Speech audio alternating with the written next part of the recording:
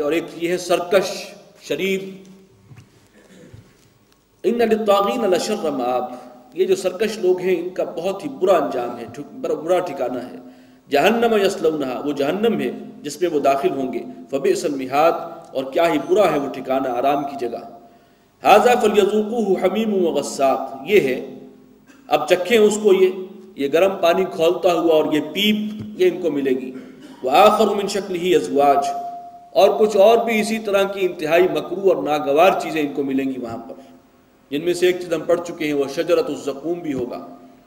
ھذا فوج مقتحم معکم، یہ ایک بھیڑ ہے جو تمہارے ساتھ ہی جہنم میں پڑنے والی ہے. لا مرحبا بہم، ان کے لیے کوئی استقبالیہ کلمات نہیں ہوں گے بلکہ ان پہ پھٹکار ہو اللہ کی. انہم صالوا النار، یہ سب واصل جہنم ہونے والے ہیں. یعنی ایک گروپ آیا ہے، جہنم رسید ہوا، اب دوسرا آ رہا ہے، تو جو پہلے جہنم میں پہنچے ہوئے وہ دوسروں پر جو آنے والے ہیں ان کو پھٹکار پر ڈالیں گے، لعنت کریں گے. استقبال کرنے والا کوئی نہیں ہوگا، اس لیے کہ وہ جگہ ہے ہی نہیں ایسی کہ کسی کو خوش آمدید کہا جا سکے. قالوا بل انتم، اب وہ کہیں گے بلکہ تم پر پھٹکار ہو. لا مرحبا بکم، تمہارے لیے بھی کوئی استقبالی کلمات نہیں ہیں. انتم قدمتموہ لنا، یہ تم جو یہاں پہلے سے پہنچے ہوئے ہو، تم نے ہی ہمارے لیے میدان ہموار کیا تھا، تم نے ہی وہ رستہ ہمیں دکھایا تھا.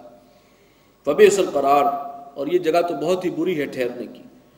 قالوا ربنا من قدم لنا ھذا، اب وہ بعد میں آنے والے پہلوں کے بارے میں کہیں گے کہ پروردگار، جنہوں نے ہمارے لیے یہ سارا سامان کیا، ہمیں گمراہ کرنے کی کوشش کی، یہ ہمارے بڑے ہیں، ہم ان کے پیچھے چلے تھے، یہ ہم سے پہلے تھے، ہمارے آباء و اجداد، ہم آنکھیں بند کر کے ہم نے ان کا رستہ اختیار کیا تھا. تو فزدہ عذابا ضعفا فی النار، تو بڑھا دے ان کو عذاب، دگنا کر دے آگ کا عذاب ان کے لیے. وقالوا ما لنا لا نرى رجالا كنا نعدهم من الاشرار، اور وہ اہل جہنم کہیں گے کہ کیا معاملہ ہے ہمارا کہ ہم نہیں دیکھتے ان لوگوں کو کہ جنہیں ہم سمجھتے تھے کہ وہ شریر ہیں، وہ ناپسندیدہ لوگ جنہیں ہم سمجھتے تھے، وہ جو ہمیں بلاتے تھے اللہ کی طرف، اللہ کی آیات کی طرف، وہ جو خود نماز پڑھنے والے تھے، وہ کہاں ہیں لوگ. اتخذناہم سخریہ، کیا ہم نے محض ان کا مذاق بنایا تھا. ام زاغت عنہم الابصار، یا ہماری نگاہیں ان سے چوک رہی ہیں کہ آج ہمیں نظر نہیں آ رہے. ظاہر بات ہے کہ وہ یہاں نہیں ہیں، انہیں اللہ نے بہترین مقام عطا کر دیا ہے. ان ذالک لحق تخاصم اہل النار، یقیناً یہ چیز جو ہے امر واقعی ہے، حق ہے. جہنم والوں کا آپس میں یہ جھگڑنا اور تو تکار کرنا، یہ امر واقعی ہے، اسی طرح ہوگا. واقعتاً وہاں پر ایک دوسرے کو مورد الزام ٹھہرائیں. قل انما انا منذر، کہہ دیجئے کہ میں تو بس خبردار کرنے والا ہوں، میں تمہیں اس جہنم سے باخبر کر رہا ہوں، آگاہ کر رہا ہوں. وما من الہ الا اللہ الواحد القہار، اور نہیں ہے کوئی معبود سوائے اس اللہ کے جو الواحد ہے، القہار، وہ اکیلا ہے، وہی اختیارات کا مالک ہے، وہی معبود ہے، واحد، اور قہار ہے، وہ چھایا ہوا ہے اس کا اقتدار سب پر. رب السماوات والارض وما بینہما، وہ آسمانوں اور زمین کا رب ہے اور جو کچھ ان کے درمیان ہے ان سب کا بھی مالک ہے، مالک و خالق ہے. العزیز الغفار، وہ زبردست ہے، بخشنے والا ہے. قل هو نبأ عظیم، اے نبی ان سے کہہ دیجئے کہ یہ خبر بہت بڑی ہے. یہ جو جہنم کی بات آ رہی ہے، آخرت کی بات، یہ چھوٹی نہیں ہے، بہت بڑی خبر. انتم عنہ معرضون، اور تم اس سے اعراض کر رہے ہو، دھیان نہیں دے رہے. ما کان لی من علم بالملأ الاعلی، مجھے کچھ معلوم نہیں ہے عالم بالا کی باتوں کے بارے میں. اذ یختصمون، وہ جو بلا اعلیٰ میں، وہ جو فرشتوں کی محفل ہے، وہاں پر کیا باتیں ہوتی ہیں، تمہاری تقدیر کیا طے ہوئی ہے، تمہارا انجام کیا ہوگا، میں نہیں جانتا. اذ یختصمون، جب فرشتے جو ہیں آپس میں بحث مباحثہ کرتے ہیں. ان یوحى الی الا انما انا نذیر مبین، میری طرف تو بس یہ بات وحی کی گئی ہے کہ میں ہوں صاف صاف خبردار کر دینے والا، یہ میری ذمہ داری ہے اور میں تمہیں خبردار کر رہا ہوں، اب اپنے انجام کے تم خود ذمہ دار ہو. اذ قال ربک للملائکۃ انی خالق بشرا من طین، یہ وہ 7واں مقام ہے قرآن مجید میں جہاں قصہ آدم و ابلیس جو ہے ریپیٹ ہو رہا ہے. یہ آخری ہے ان 7 میں سے. اذ قال ربک للملائکہ، جب کہا، حکم دیا تیرے رب نے فرشتوں کو، انی خالق بشرا من طین، میں بنانے چلا ہوں ایک انسان گارے سے، مٹی اور پانی کے ملاپ سے جو گارا بنتا ہے اس سے تخلیق کروں گا ایک انسان کی۔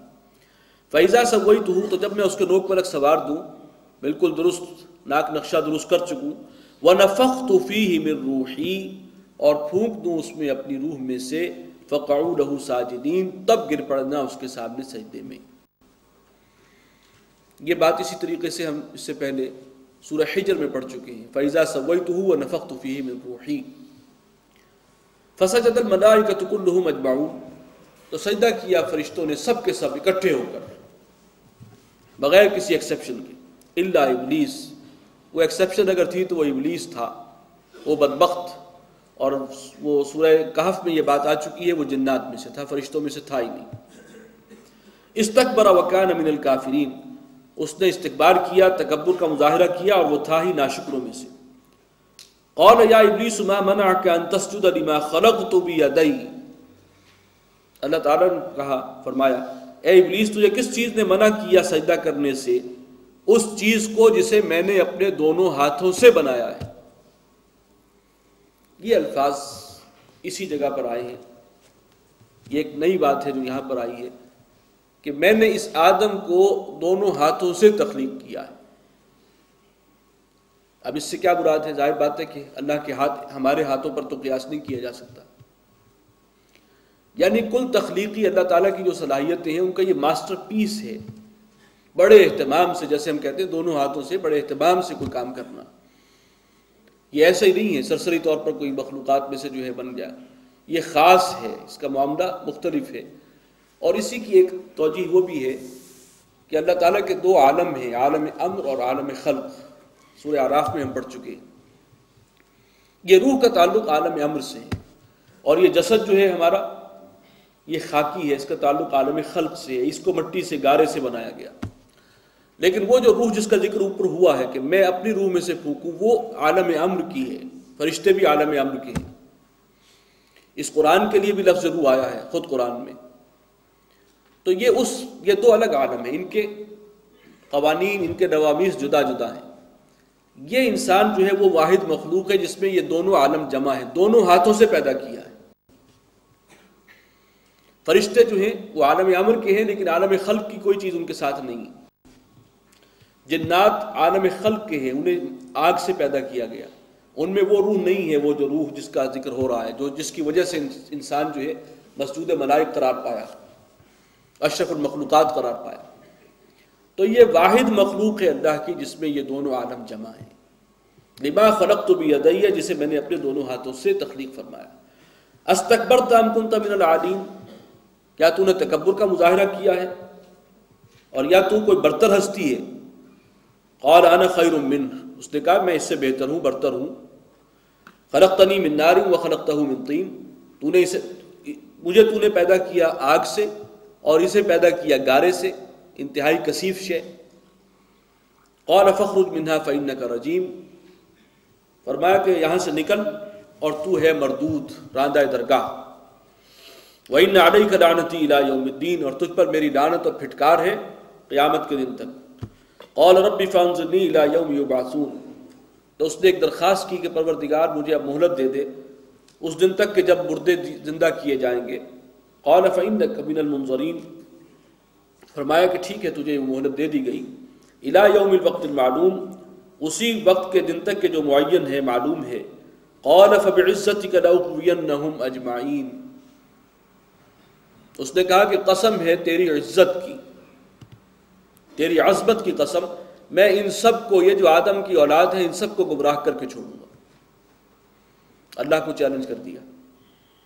الا عبادک منہم المخلصین، سوائے تیرے وہ بندے کے جو خاص ہوں گے، مخصوص ہوں گے، چنے ہوئے ہوں گے۔ قال فالحق والحق اقول، اللہ نے فرمایا کہ بس ٹھیک ہے، یہی بات ہے، حق ہے، یہ طے ہو گئی ہے، اور میں بھی حق بات بیان کرتا ہوں۔ اور وہ حق بات کیا ہے؟ لَأَمْلَأَنَّ جَهَنَّمَ مِنْكَ وَمِمَّنْ تَبِعَكَ مِنْهُمْ أَجْمَعِينَ، کہ میں بھر کر رہوں گا جہنم کو تجھ سے بھی اور جو بھی تیری اتباع کریں گے، تیری پیروی کریں گے، ان سب سے۔ انسانوں میں سے اور جنات میں سے جو بھی تیرے رستے پر چلیں گے، تجھ سمیت ان سب سے میں جہنم